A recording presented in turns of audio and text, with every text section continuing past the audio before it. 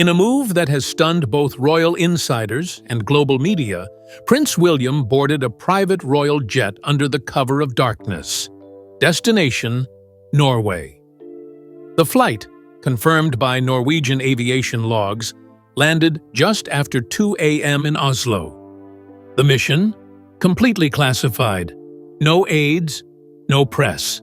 Just the future king and a hidden truth buried in royal history. Now whispers of a rediscovered artifact tied to Princess Diana are igniting headlines. Could this late-night mission change how we remember the people's princess and alter the monarchy's future forever? One thing is certain: William is no longer waiting for permission to protect his mother's legacy. Midnight flight confirmed. At exactly 2:03 a.m., a private royal jet registered under a diplomatic charter touched down at Oslo Gardermoen Airport. The jet had departed from a secured RAF runway just outside London, under an emergency clearance protocol rarely invoked.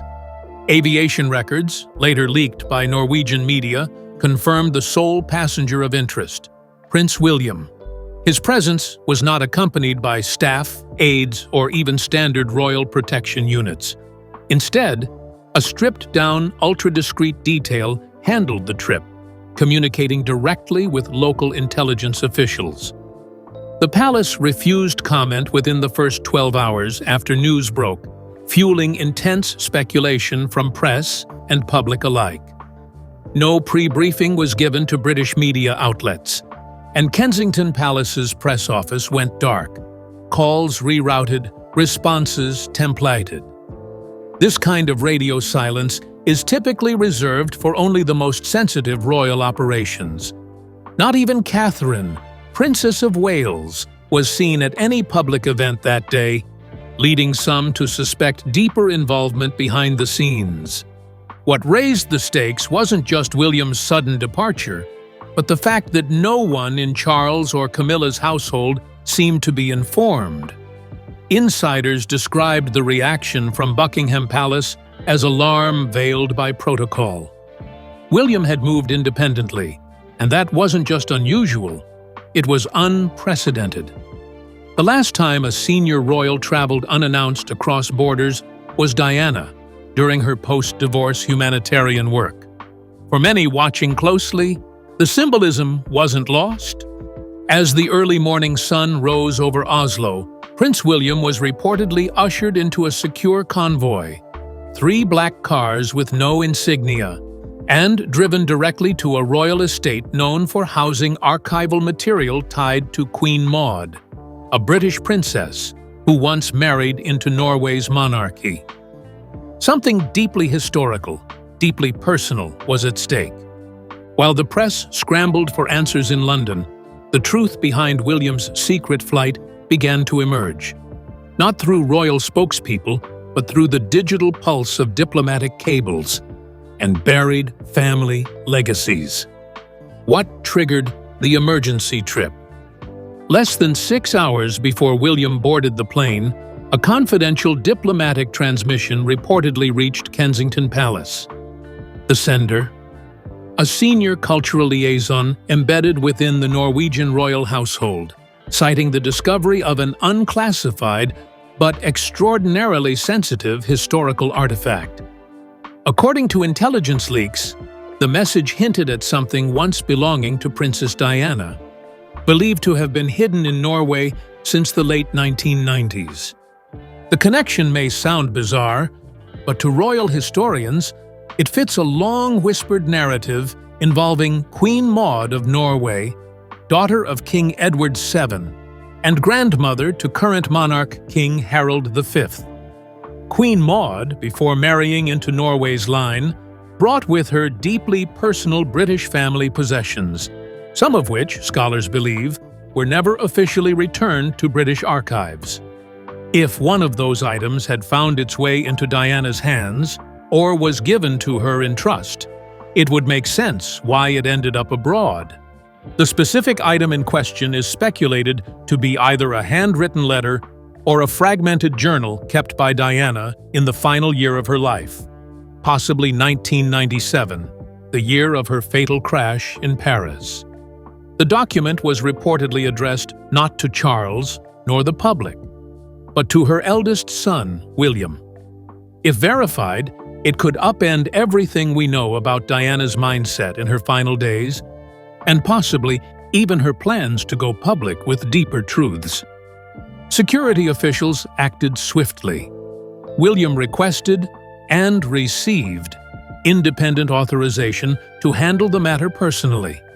He rejected offers of diplomatic mediation or press oversight.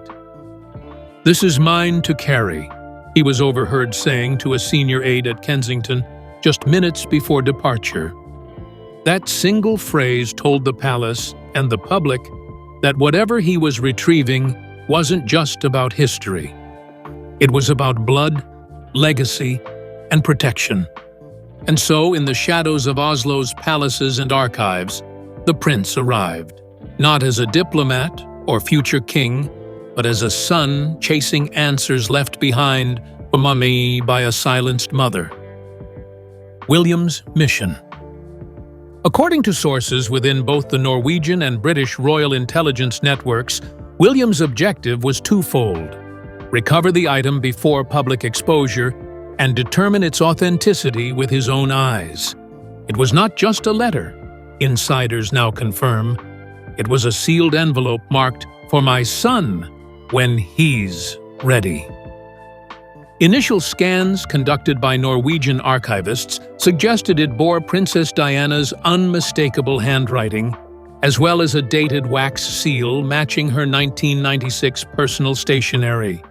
This envelope, and possibly other adjacent materials, was said to have been tucked inside a royal trunk labeled under Queen Maud's name.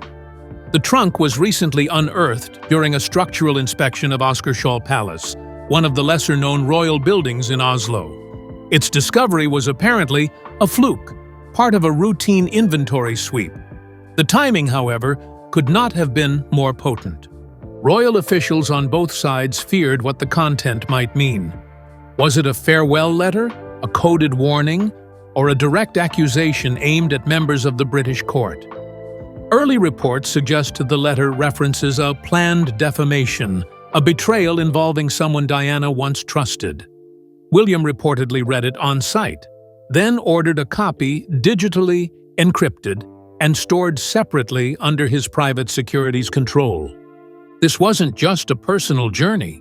It was a reclamation of narrative. William, long portrayed as the steady heir, the loyal son, the silent soldier, was now taking control of the truth that had always eluded him.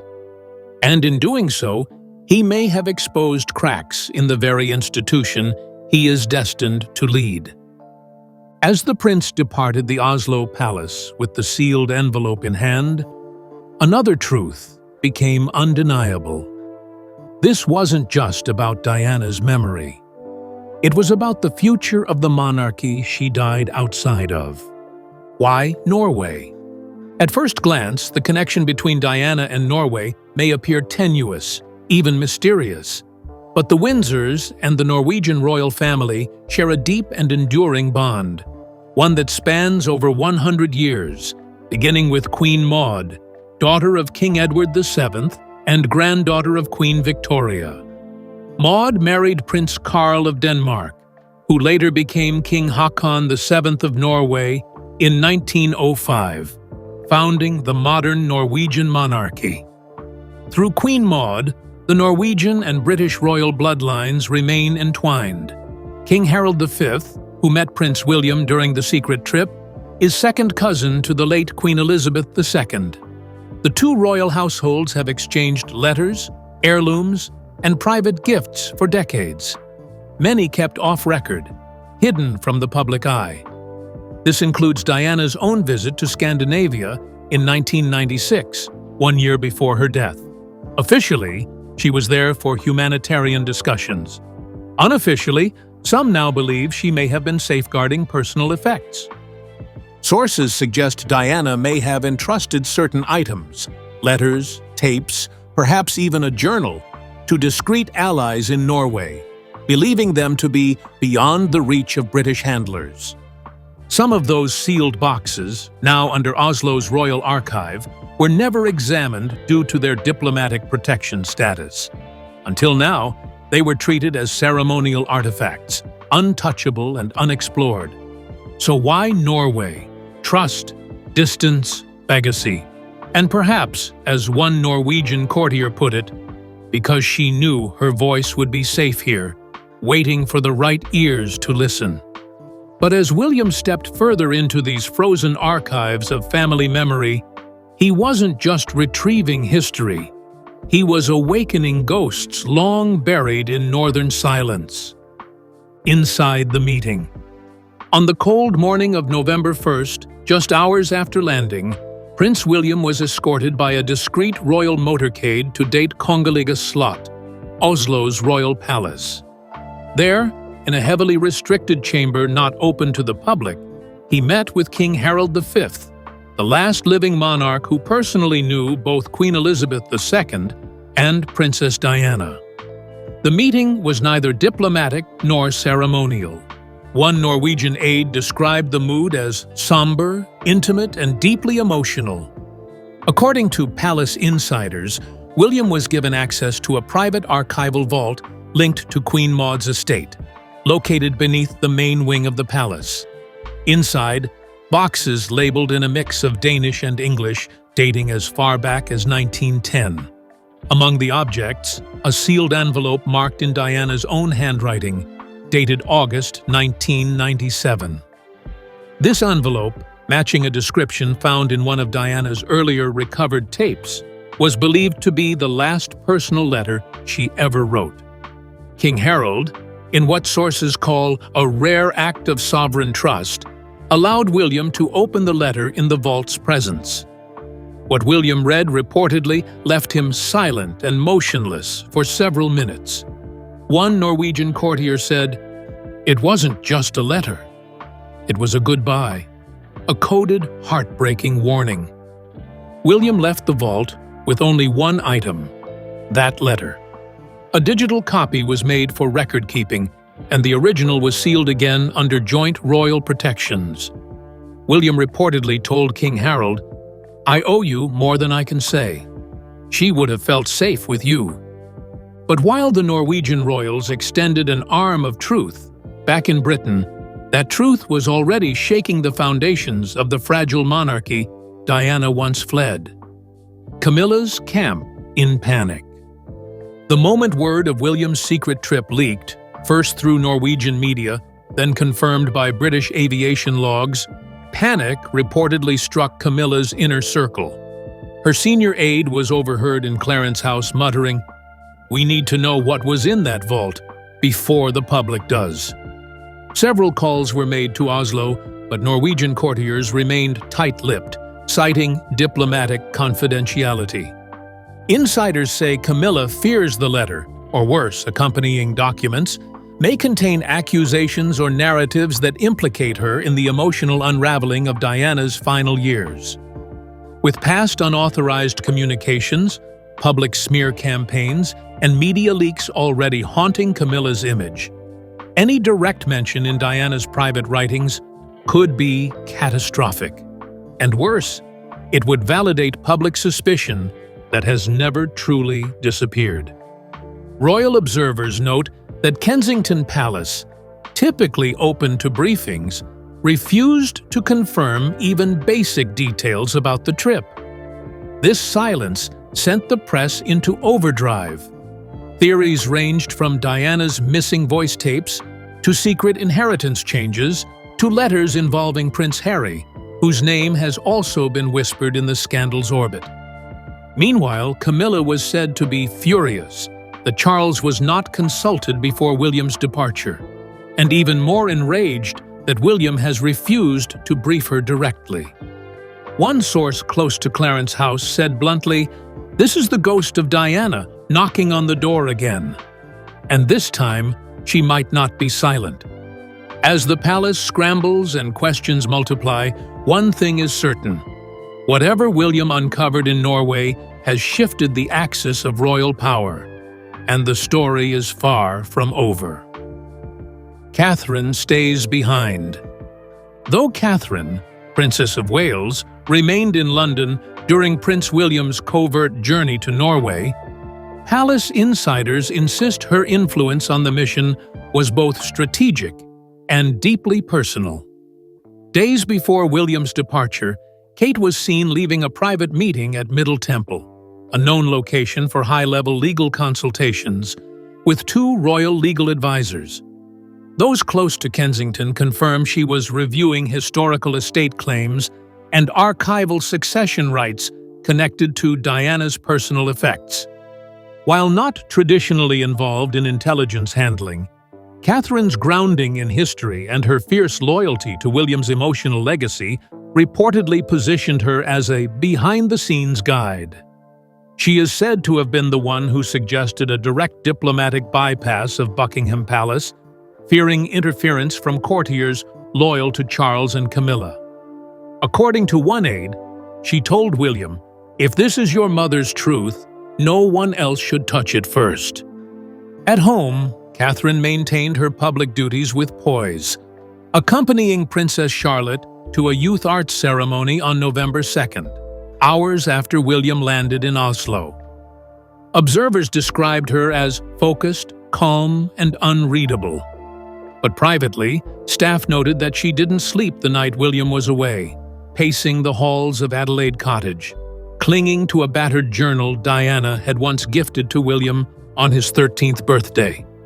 But as Catherine played her quiet part in London, those locked inside the palace were caught flat-footed. And by the time they grasped what had occurred, it was already too late to control the narrative. Buckingham Palace caught off guard. Word of William's clandestine operation reached Buckingham Palace only after his jet was already en route back from Oslo. The communication reportedly came from a Norwegian diplomatic attaché, not from William himself, a breach of protocol that left King Charles's advisors stunned and scrambling. Charles, who had spent the day preparing for a Veterans Remembrance event, was briefed in private, emerging later with what one aide described as a look of drained comprehension. According to insiders, Charles had been completely uninformed of William's Norway mission, triggering a rare moment of personal and institutional embarrassment. A furious discussion reportedly erupted between Clarence House and Kensington Palace, with Charles's team demanding a debrief they would not receive. "It's a sign of the times," one courtier said. "William is moving independently, and Camilla is no longer part of his operational trust." More troubling was the communications team's paralysis. When the press began asking questions about William's flight path and secret meetings with King Harold, palace spokespeople had no prepared statements, no plausible denials. The gap in messaging created a vacuum filled rapidly by journalists, TikTok theorists, and Diana loyalists worldwide. The result? A crisis of control, revealing a monarchy increasingly split between generational factions. While Charles clings to traditional channels, William is rewriting the rules in real time, fueled not by institutional preservation, but by something more personal, justice for his mother. And while the old guard scrambled to understand the past, the media storm of the present was already spiraling into a force that couldn't be silenced. Headlines, leaks, and global speculation. Within 12 hours of William's flight confirmation, headlines began flooding in across the UK and Europe. Dagbladet, The Guardian, The Times, and Sky News ran simultaneous stories citing credible leaks that Prince William had retrieved sensitive, Diana-related materials from the Norwegian royal vaults. Social media exploded. Hashtags like #Diana's Vault, #William Knows, and #Crown Secrets began trending globally. Digital investigators online cross-referenced Diana's 1996 travel logs, speeches in Scandinavia, and early biographies to build speculative maps of what might have been left behind. Some began surfacing archival photographs of Diana in Oslo's palace gardens. Others shared clips of her interviews where she warned, "If something happens to me, it won't be by chance." Suddenly, her voice was everywhere, resurrected, recirculated, and weaponized against the very monarchy she once tried to modernize. International media outlets, particularly in the US and France, demanded formal responses from Buckingham Palace.